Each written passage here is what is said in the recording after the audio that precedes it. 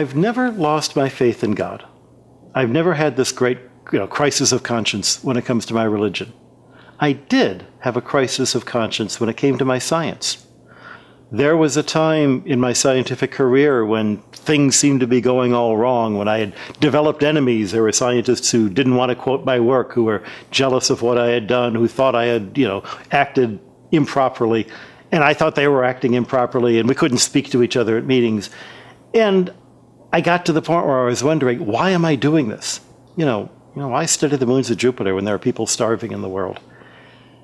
When I went to Africa in the Peace Corps to get away from science, and I discovered that the people in Africa also wanted to know about meteorites and the moons of Jupiter and how the universe works, because this is what makes us human, then my faith in science was restored.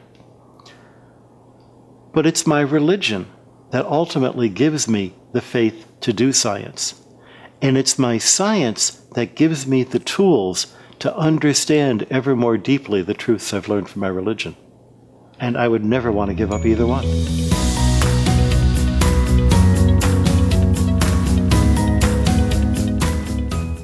Why do we do the science? Is it to make us rich? Boy, did I choose the wrong job if that's the case. Why do I go into the lab every day? I can say in the immediate fact that I'm doing it because I'm curious. I'm doing it because I want to share these things with my scientist friends. But when I discover something that is beautiful and elegant, and in its beauty and elegance is a reflection of God, it's a kind of evangelization to share that also with my friends, with my neighbors, with my parents. But beyond that, it's when I go into schools, it's when I talk to kids who are 3rd or 4th graders and start describing to them how the solar system looks to me, and I see the excitement in their eyes. That's when I remember why I'm doing this.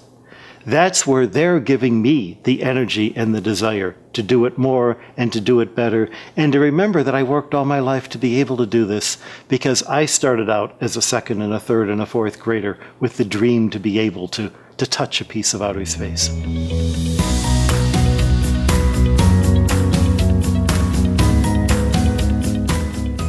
In a funny way, my research is entirely abstract. I look at some of the farthest bodies in the solar system to try to figure out what's out there and just make an inventory of the solar system.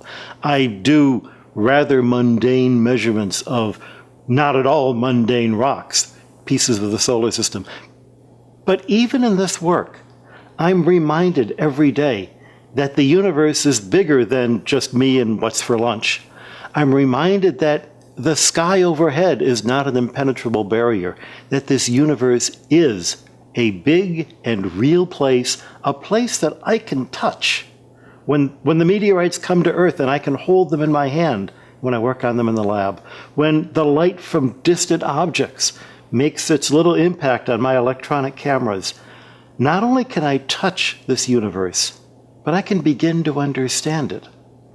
Where does the faith that I can do science comes from? It comes from faith in a creator who is good enough to want to give us puny human beings the ability to study and the curiosity to want to study.